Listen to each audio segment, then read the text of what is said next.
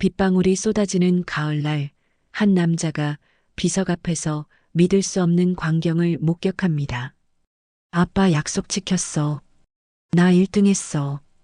10살 남짓한 소녀가 낡은 상장을 움켜쥔 채 무덤을 끌어안고 오열하고 있었습니다. 야, 너 누구냐? 대한민국 굴지의 건설회사 회장 강준혁. 그가 죽은 아들의 묘 앞에서 낯선 소녀를 발견하고 소리쳤습니다. 놀란 소녀가 도망치듯 사라진 자리에는 낡은 사진 한 장만이 남겨져 있었습니다. 사진 속에는 죽은 자신의 아들이 어린 여자아이와 손을 잡고 환하게 웃고 있었습니다. 아들의 기일에 찾아온 이 소녀는 누구일까요? 그리고 이들 사이에 숨겨진 비밀은 과연 무엇일까요? 이 놀라운 이야기가 궁금하시다면 잠시만 구독 버튼을 눌러주세요. 평범해 보이는 사람들의 숨겨진 이야기를 매일 전해드립니다. 사연 시작합니다. 5월의 흐린 하늘 아래 굵은 빗방울들이 대지를 적시고 있었습니다. 검은 우산을 든 한 남자가 추모공원 VIP 구역으로 발걸음을 옮겼습니다. 평소라면 수행 비서들이 따라붙었겠지만 오늘만큼은 모든 이들을 물리치고 홀로 왔습니다.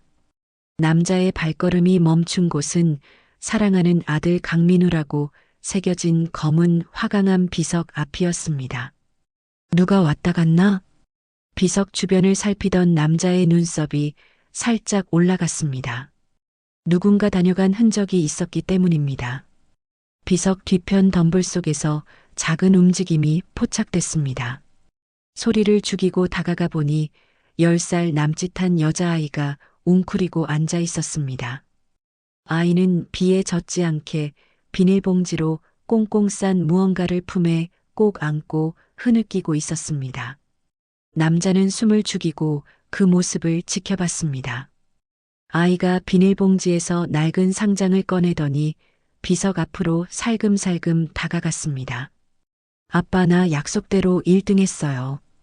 아이가 떨리는 목소리로 비석을 향해 속삭였습니다.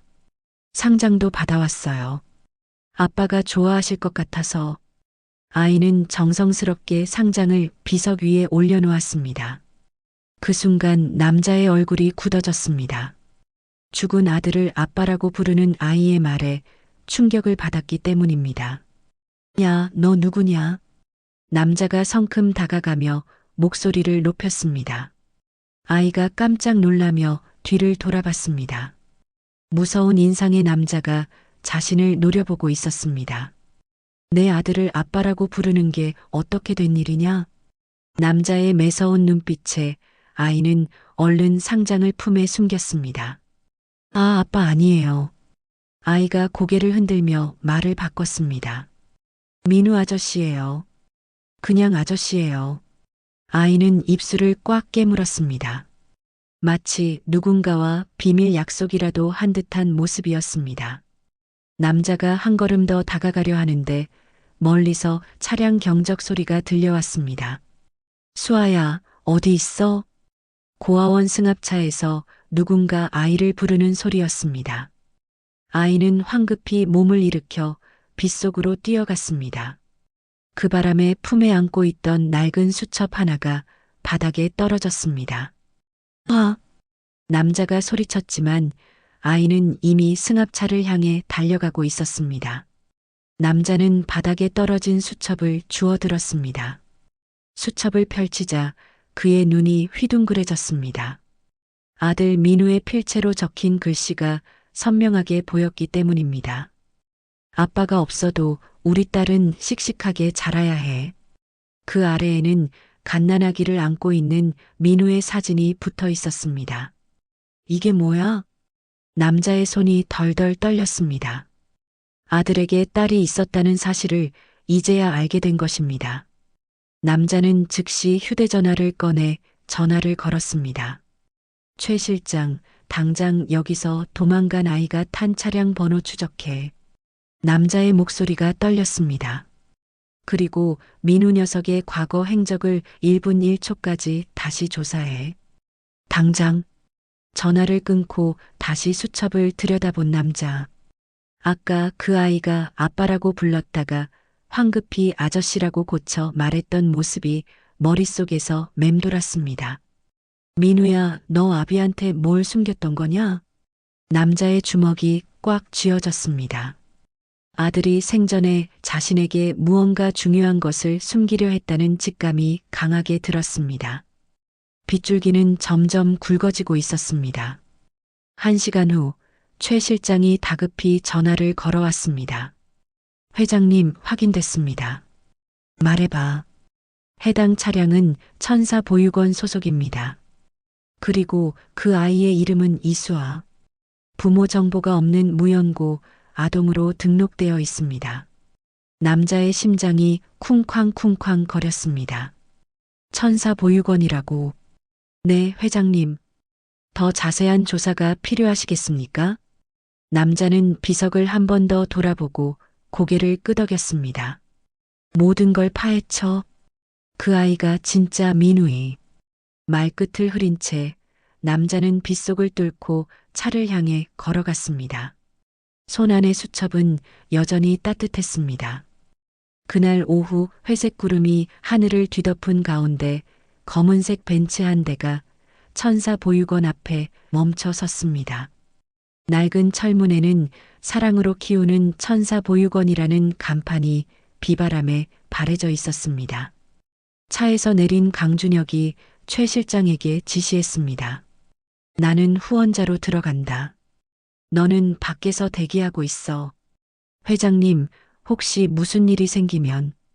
걱정 마. 고아원에서 뭔 일이 생기겠어? 준혁은 정장 재킷을 가다듬고 보육원 현관으로 향했습니다. 문을 열고 들어서자 퀴퀴한 냄새와 함께 오래된 리놀륨 바닥이 눈에 들어왔습니다. 어서 오세요. 40대 후반으로 보이는 여성이 급하게 달려왔습니다. 머리를 단정하게 올린 그녀의 얼굴에는 어색한 미소가 떠 있었습니다. 박수연 원장입니다. 정말 영광입니다. 강 회장님. 박 원장은 허리를 90도로 숙이며 인사했습니다. 아, 예. 후원에 관심이 있어서 왔습니다. 준혁이 담담하게 대답하자 박 원장의 눈이 반짝였습니다. 정말 감사합니다. 원장실로 모시겠습니다. 원장실로 향하는 복도를 지나면서 준혁은 주변을 살폈습니다. 벽지는 곳곳이 떨어져 나가 있었고 형광등 몇 개는 깜빡거리고 있었습니다. 차 한 잔 드시죠? 우리 아이들이 직접 따온 꿀을 넣어드릴게요. 박 원장이 정성스럽게 차를 우려내며 말을 이어갔습니다. 우리 보육원에는 현재 45명의 아이들이 있어요. 모두 부모 없는 불쌍한 아이들이지만 저희가 친부모처럼 사랑으로 키우고 있답니다. 준혁은 차 잔을 받아들고 고개를 끄덕였습니다. 시설을 한번 둘러봐도 될까요? 물론이죠. 언제든지 환영입니다. 박 원장이 앞장서며 복도로 나섰습니다. 하지만 준혁의 관심은 다른 곳에 있었습니다. 오늘 아침 묘소에서 만난 그 아이 수아를 찾고 있었던 것입니다. 저쪽은 아이들 방이고요. 이쪽은 공부방입니다. 박 원장이 친절하게 설명하는 동안 준혁의 시선은 복도 끝 세탁실 쪽으로 향했습니다. 그곳에서 작은 인형이 무언가를 하고 있는 것이 보였습니다. 잠깐만요. 준혁이 세탁실 쪽으로 걸어가자 박 원장의 얼굴에 당황스러운 기색이 스쳤습니다. 아, 거기는 별로 볼 게. 세탁실 문 앞에 도착한 준혁의 눈에 들어온 광경은 충격적이었습니다. 낡은 체육복을 입은 수아가 찬 수돗물에 고무장갑도 끼지 않은 채 식판을 닦고 있었습니다. 아이의 작은 손은 차가운 물 때문에 빨갛게 부어 있었습니다. 너. 준혁의 목소리에 수아가 깜짝 놀라며 뒤를 돌아봤습니다. 아침에 묘소에서 만났던 그 무서운 아저씨였습니다. 아, 안녕하세요. 수아가 겁에 질린 채 인사했습니다. 준혁이 수아에게 다가가자 아이는 본능적으로 뒷걸음질을 쳤습니다. 그때 준혁의 눈에 수아의 팔목에 있는 시퍼런 멍 자국이 포착됐습니다. 이게 뭐냐? 준혁의 목소리가 차갑게 변했습니다. 아무것도 아니에요. 수아가 소매로 팔목을 가리려 했지만 이미 늦었습니다. 수아야, 왜 여기서 설거지를 하고 있어? 다른 아이들은 공부 시간이라서 저는 벌을 받고 있어요. 수아의 목소리가 점점 작아졌습니다. 준혁이 박 원장을 돌아봤습니다. 박 원장은 어색한 웃음을 지으며 손을 흔들었습니다. 그게 수아가 말을 안 들어서 잠깐. 아까 묘소에서는 왜 아빠라고 했냐? 준혁이 수아에게 직접 물었습니다. 수아의 눈이 흔들렸습니다. 민우 아저씨가 밖에서는 절대 아빠라고 부르지 말라고 했어요. 왜? 할아버지가 알면 혼난다고 했어요. 수아의 말이 끝나자마자 준혁의 다리에 힘이 빠졌습니다. 아들이 자신을 두려워해서 손녀를 숨겼다는 사실을 깨달은 순간이었습니다. 민우 아저씨는 할아버지가 무서운 분이 아니라고 했어요. 그냥 표현을 못하시는 분이라고. 수아의 순수한 말에 준혁의 가슴이 무너졌습니다. 그때 박 원장이 급히 끼어들었습니다. 수아야, 어른들께 함부로 말하면 안 된다고 했지. 박 원장이 수아의 어깨를 거칠게 잡아당기자 아이가 아파하며 몸을 움츠렸습니다. 손때. 준혁의 목소리에 얼음이 깔렸습니다. 죄송합니다. 아이가 버릇이 없어서. 이 아이가 몇 살이냐? 10살입니다. 10살짜리가 왜 설거지를 하고 있어? 박 원장의 얼굴에 당황스러운 기색이 스쳤습니다. 그게 인성교육의 일환으로. 인성교육? 준혁의 눈빛이 매서워졌습니다. 민우 씨가 사실 생전에 저를 믿고 맡긴 소중한 아이입니다. 제가 친엄마처럼 사랑으로 키우고 있어요. 박 원장이 뻔뻔하게 거짓말을 늘어놓았습니다. 준혁은 수아를 바라봤습니다. 아이의 눈망울에서 죽은 아내의 모습이 겹쳐 보였습니다. 원장님, 제가 이 아이의 개인 후원자가 되고 싶습니다. 네. 월 1천만 원씩 후원하겠습니다.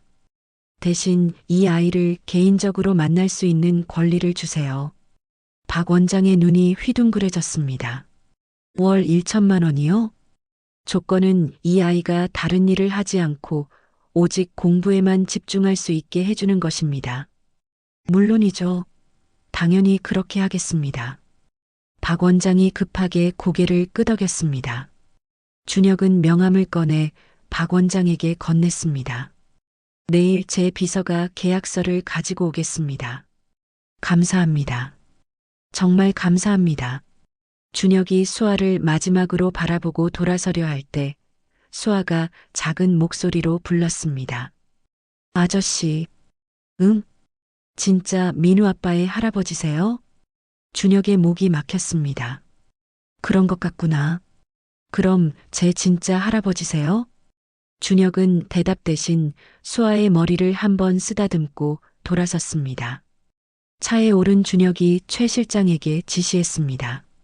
박수연 원장 뒷조사해. 보육원 운영 실태부터 개인 재산까지 모든 걸 파헤쳐. 알겠습니다. 그리고 수아와 나의 유전자 검사 준비해. 은밀하게. 차가 보육원을 떠나는 동안 준혁은 창밖을 바라봤습니다. 아들이 왜 그토록 이 아이에게 집착했는지 이제 알 것 같았습니다. 한편 준혁이 떠나자마자 박 원장은 수아를 원장실로 불렀습니다. 야, 이수아. 수아가 떨리는 발걸음으로 원장실에 들어섰습니다. 회장한테 무슨 쓸데없는 소리를 짓거렸어? 아무 말도 안 했어요. 거짓말하지 마. 민우 얘기했지? 박 원장이 수아가 아끼는 상장을 책상에서 꺼냈습니다. 이것도 민우한테 받은 거지? 아니에요. 제가 받은 거예요. 이런 쓸데없는 것 때문에 말썽이야. 박 원장이 상장을 찢어버리자 수아가 울음을 터뜨렸습니다. 다음에 또 쓸데없는 소리 하면 더 심하게 벌 줄 알아. 수아는 찢어진 상장 조각들을 주우며 눈물을 흘렸습니다. 하지만 마음 한편으로는 희망이 싹트고 있었습니다.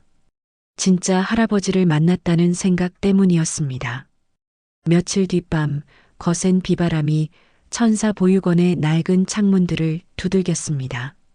박 원장의 학대와 찢어진 상장의 충격을 견디지 못한 수아는 결심을 굳혔습니다. 이곳에서 하루라도 더 있을 수 없었습니다. 수아는 민우가 선물해준 낡은 가방에 몇 벌 안 되는 옷가지를 넣었습니다. 그리고 찢어진 상장 조각들을 조심스럽게 주워 담았습니다. 민우 아빠 할아버지한테 가고 싶어요. 수아가 작게 중얼거리며 방문을 조용히 열었습니다. 복도는 컴컴했습니다. 다른 아이들은 모두 잠든 시간이었습니다. 수아는 맨발로 살금살금 계단을 내려갔습니다. 계단 하나하나가 삐걱거릴 때마다 가슴이 쿵쾅쿵쾅 거렸습니다.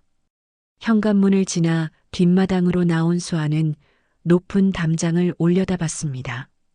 평소에는 너물 엄두도 못 냈지만 오늘만큼은 달랐습니다. 용기를 내자. 수아가 자신을 다독이며 담장에 매달렸습니다. 비에 젖은 담장은 미끄러웠지만 수아는 필사적으로 기어 올랐습니다. 손가락이 아프고 무릎이 까졌지만 포기하지 않았습니다. 드디어 담장 위에 올라선 수아는 반대편을 내려다봤습니다. 무서워도 해야 해. 수아가 눈을 꽉 감고 뛰어내렸습니다. 쿵! 바닥에 떨어진 수아가 아픈 무릎을 부여잡았습니다. 아야! 하지만 곧 일어나 어두운 국도로 뛰어나갔습니다. 빗줄기가 거세져 앞이 잘 보이지 않았습니다. 차들이 지나갈 때마다 헤드라이트 불빛이 수아를 비쳤습니다. 1시간, 2시간이 지나도 갈 곳을 찾지 못한 수아는 도로 가장자리를 따라 터벅터벅 걸었습니다. 며칠째 제대로 먹지 못한 탓에 다리가 후들거렸습니다. 배고파. 수아의 배에서 꼬르륵 소리가 났습니다. 할아버지 집은 어디에 있을까? 수아가 중얼거리며 계속 걸었습니다. 하지만 어둠 속에서는 어느 방향으로 가야 할지 알 수가 없었습니다. 또 다른 1시간이 지나자 수아의 몸이 한계에 달했습니다. 어지러워. 수아가 비틀거리며 중심을 잃었습니다. 그때 맞은편에서 대형 트럭이 빠른 속도로 달려왔습니다. 트럭 운전사는 폭우 때문에 앞이 잘 보이지 않는 상황이었습니다. 쾅! 트럭 운전사가 급브레이크를 밟았지만 수아는 이미 아스팔트 위에 쓰러진 뒤였습니다. 어떡하지? 사람이다. 운전사가 다급하게 차에서 뛰어내렸습니다. 아가씨, 괜찮아요? 하지만 수아는 의식을 잃은 상태였습니다. 그때 보육원 근처에서 잠복하고 있던 최 실장의 부하 직원들이 사고 현장을 목격했습니다. 실장님, 큰일 났습니다. 차 안에서 망원경으로 지켜보던 직원이 다급히 전화를 걸었습니다. 무슨 일이야? 수아가 보육원을 탈출했는데 교통사고를 당했습니다. 뭐라고? 당장 현장으로 가. 전화를 받은 최 실장이 즉시 현장으로 달려왔습니다. 부하 직원들은 의식을 잃은 수아를 조심스럽게 차에 태우고 병원으로 질주했습니다. 빨리, 더 빨리. 차 안에서 수아의 맥박을 확인하던 직원이 소리쳤습니다. 맥박이 약해지고 있습니다. 회장님께 즉시 연락드려. 서울 시내 고급 호텔 회의실에서는 준혁이 중요한 해외 투자자들과 미팅을 진행하고 있었습니다. 이번 프로젝트의 수익성은 준혁이 설명하던 중 휴대전화가 진동했습니다. 평상시라면 받지 않았을 텐데 최 실장의 긴급 전화였습니다. 잠깐만 기다려주세요. 준혁이 전화를 받자 최 실장의 다급한 목소리가 들렸습니다. 회장님, 수아가 사고를 당했습니다. 준혁의 얼굴이 새하얗게 변했습니다. 뭐라고? 지금 서울대병원 응급실로 이송 중입니다. 어떻게 된 일이야? 보육원을 탈출하다가 교통사고를. 더 이상 들을 수 없었습니다. 준혁이 의자를 박차고 일어섰습니다. 회의는 중단한다. 회장님, 그런데 투자자들이 다 취소. 당장 병원으로 간다. 투자자들이 당황해하는 가운데 준혁은 사색이 되어 회의실을 뛰쳐나갔습니다. 병원으로 향하는 차 안에서 준혁은 간절히 기도했습니다. 제발, 제발 아이만은 살려달라. 준혁의 손이 덜덜 떨렸습니다. 내가 너무 늦게 찾아간 탓이야. 하루라도 빨리 데려왔어야 했는데. 차가 빨간 불에 걸릴 때마다 준혁은 조바심을 냈습니다. 더 빨리 갈 수 없어? 죄송합니다. 최대한 빨리 가고 있습니다. 30분 후 드디어 병원에 도착한 준혁을 응급의학과 의사가 맞았습니다. 보호자이신가요? 그렇습니다. 아이 상태가 심각합니다. 의사의 표정이 어두웠습니다. 머리와 복부에 외상이 있고 과다 출혈로 인해 긴급 수혈이 필요한데 의사가 고개를 저었습니다. 문제는 아이의 혈액형이 RH-AB형이라는 겁니다. 그게 뭐가 문제입니까? 매우 희귀한 혈액형이어서 혈액 수급이 어렵습니다.